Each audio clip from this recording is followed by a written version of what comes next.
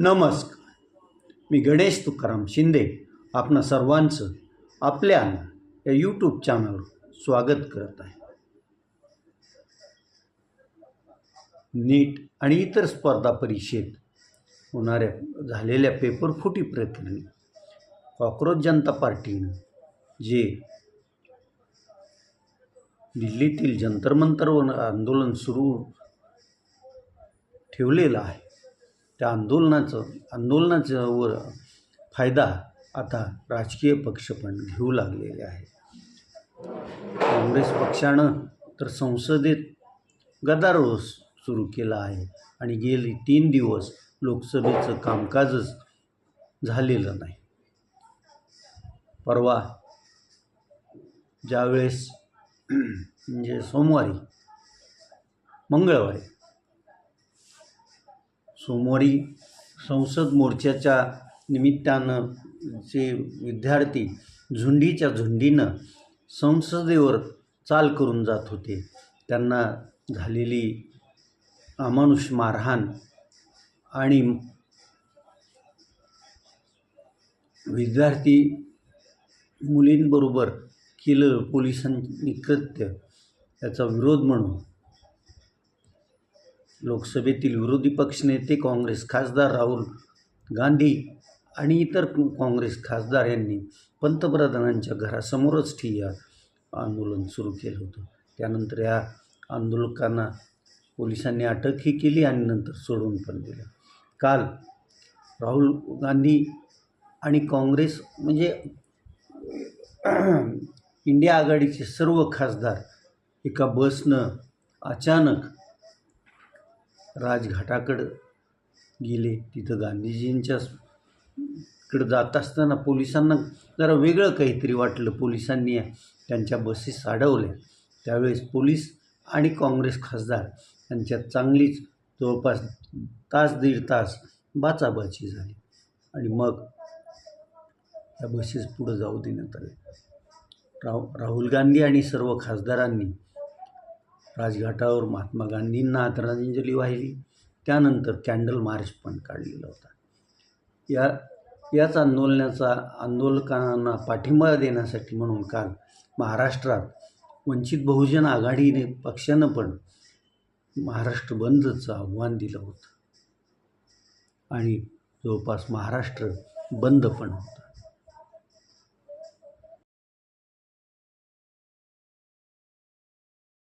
आता शिवसेना उद्धव बाळासाहेब ठाकरे आणि मनसे पण आता याच्यात मागं नाही. उद्धव बाळासाहेब ठाकरे हे तर आंदोलन सुरू झाल्यापासूनच अभिजित दिपके, सोनम वांगचुक यांच्या संपर्कात आहेत. ते दिल्लीलाही जाऊन आले आणि मग दिल्लीहून परत आल्यानंतर त्यांनी शिवाजी पार्कवर एक मोठं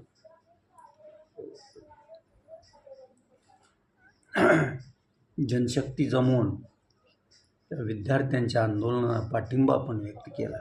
काल उद्धव ठाकरे आणि राज ठाकरे यांनी संयुक्त पत्रकार परिषद घेऊन येत्या रविवारी शिवाजी पार्क ते सिद्धिविनायक मंदिर असा आमचा मोर्चा असणार असून आम्ही सिद्धिविनायकाला सरकारला सुबुद्धी दे असं मागणं घालणार असल्याचं राज ठाकरे यांनी सांगितलेलं आहे.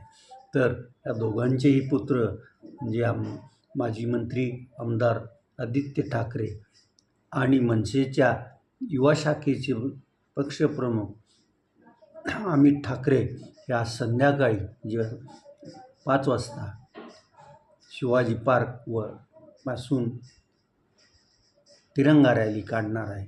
एकंदरीत ह्या आंदोलनाच्या विस्तवावर आपल्या पोळ्या वाजण्याचं काम सर्वच विरोधी पक्ष करत आहेत असं दिसतंय.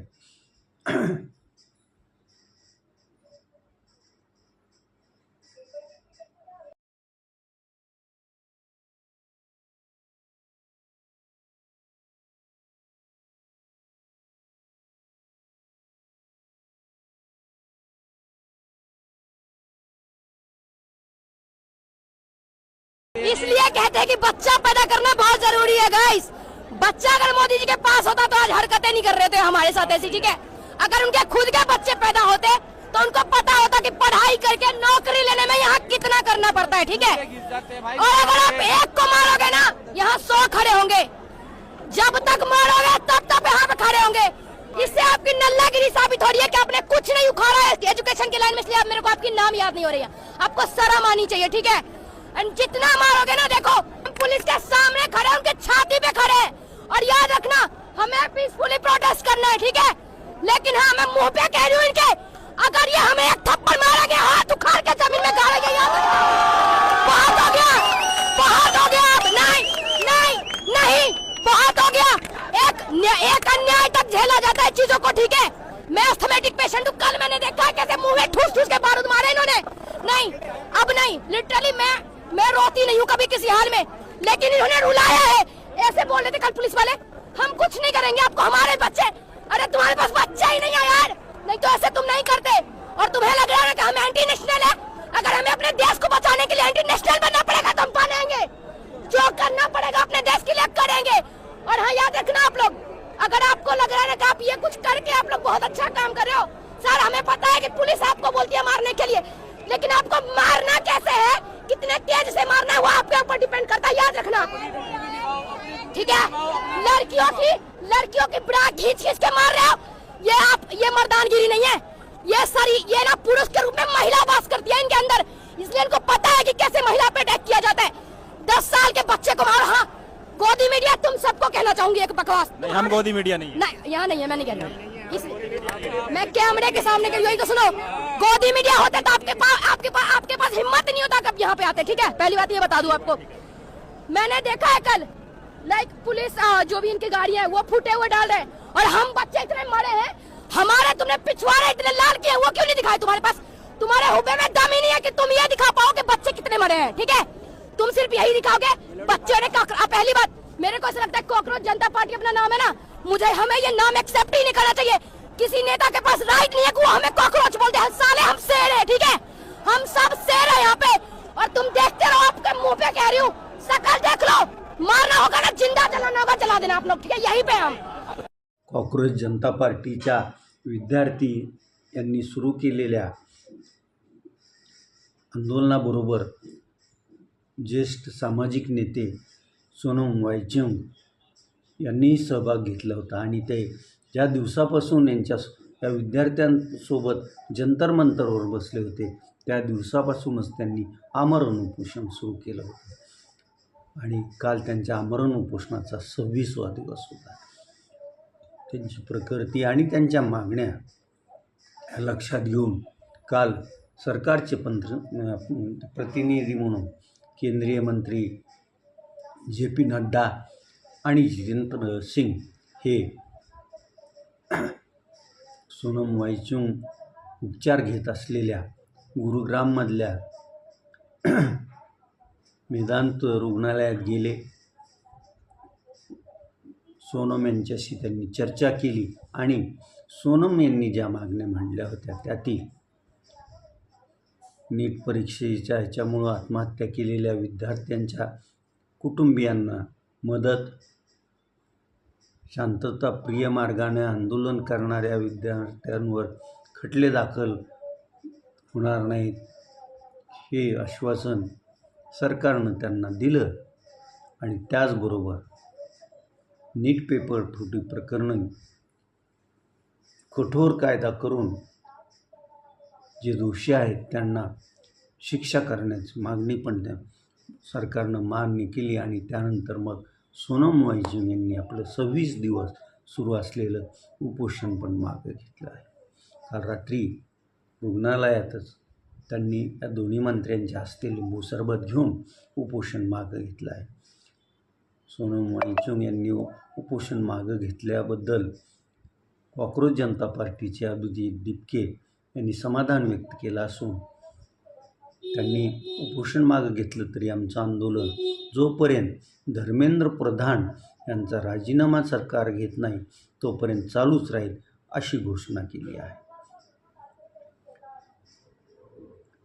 सरकारनं ही विद्यार्थ्यांच्या या उपोषणाची दखल घेतली असून काल सरकारनं केंद्रीय शिक्षण सचिवांची तडकाफडीत बदली करून नवीन सचिवाची नेमणूक केली आहे. तिकडं नीट पेपर प्रकरणी जो CBIनं तपास केला आहे आणि यात जे 9च्या पेक्षा जास्त आरोपी अटक केली आहे त्यांच्या विरोधात फास्ट ट्रॅक न्यायालयाची पण कालच स्थापना करून ते सुरू करण्यात आलेलं आहे.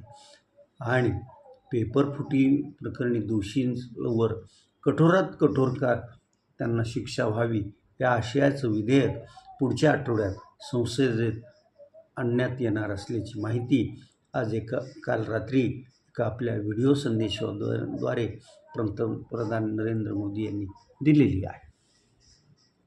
विद्यार्थ्याच्या आंदोलनासाठी बरेच दिवस शांत असलेले महाराष्ट्रातील थोर समाजसेवक म्हणून ज्यांची ओळख आहे त्या अण्णा हजारेंनी काल अहिल्यानगर येथील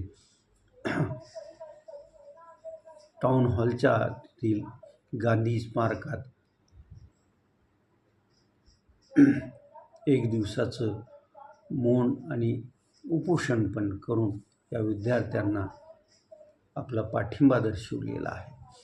इकडं आज दुपारी 12:30 वाजता केंद्र सरकार कॉक्रोच जनता पार्टीच्या शिष्टमंडळाबरोबर चर्चा करणार आहे. आता ही चर्चा कशी होते, सफल होते की असफल राहते आणि त्यावरच दिल्लीच्या जंतर मंतरवर सुरू असलेल्या आंदोलनाची दिशा ठरणार आहे. समजा चर्चा सकारात्मक झाली तर कॉक्रोच जनता पार्टीचे प्रमुख अभिजित तिपके आणि त्यांचे सहकारी आंदोलन मागं घेतील आणि चर्चा असफल झाली तर आंदोलन पुढं चालूच ठेवतील असं दिसतंय.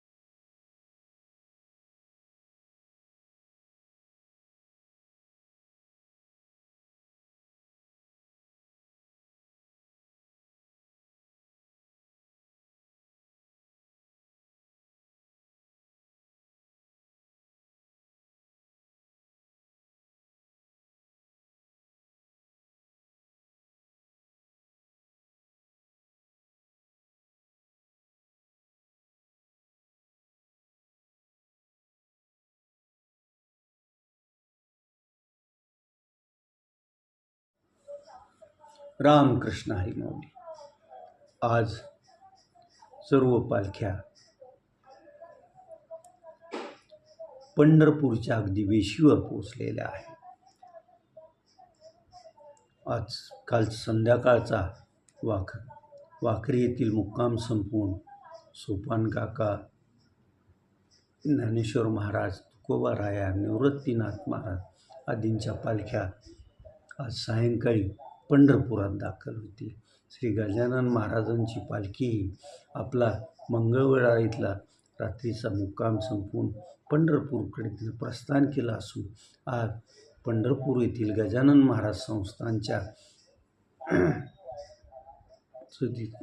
तिथं गजानन महाराजांचं एक मंदिर आहे त्या आवारात ती पालखी सोहळा येऊन विसावणार आहे.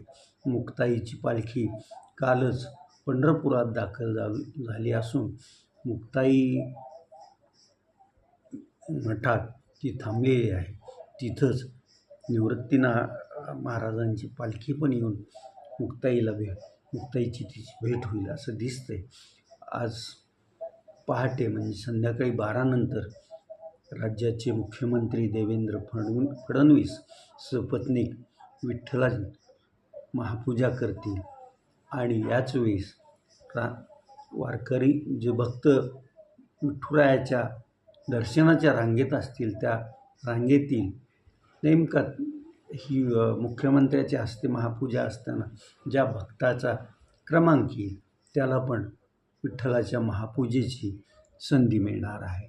उद्या आषाढी एकादशीनिमित्त या सर्व मानाच्या पालख्या पंढरपुरात ग्रामप्रदक्षिणा करतील आणि त्यानंतर विठुरायाच्या चरणी नतमस्तक होऊन पालखी सोहळा जे पंढरपूरपर्यंत जाण्याचा संपेल आणि मग नंतर गोपाळ कालाचं हे झाल्यानंतर पालख्या आपापल्या मूळ ठिकाणी प्रस्थान करतील. रामकृष्ण हरी माऊली.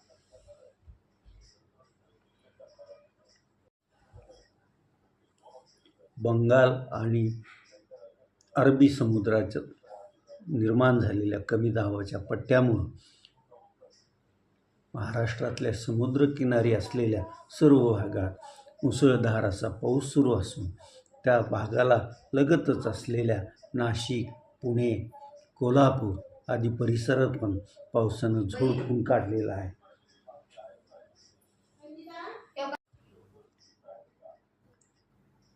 धुवाधार असा पाऊस सुरू आहे. नाशिकला गेल्या 24 तास पावसानं झोडपला असून रात्री उशिरानंतर पावसाचा जोर जरा कमी झाला आहे. 24 तास धुवाधार पाऊस पडल्यामुळं गोदावरी नदीला पूर आलेला असून नाशिक शहरातील जी पूररेषेचं प्रतीक मानलं जाणारा दुतोंड्या मारुती पण संपूर्ण बुडालेला आहे. त्यामुळं संपूर्ण जुनं नाशिक शहर जलमय झाल्याचं चित्र दिसून येत आहे. तिकडं नंदुरबार जोह्याकडं पण पाऊस आहे. मालेगावलाही पावसानं झोडपलेलं आहे. मात्र पाऊस दमदार असा नाही, तो मराठवाड्यातच. मराठवाड्यात पण वारी परत फिरताना जोरदार पाऊस घेऊनच वारीनं परत फिरावं अशीच शेतकरी बांधवांची इच्छा आहे. तर आता आपण इथंच थांबूया.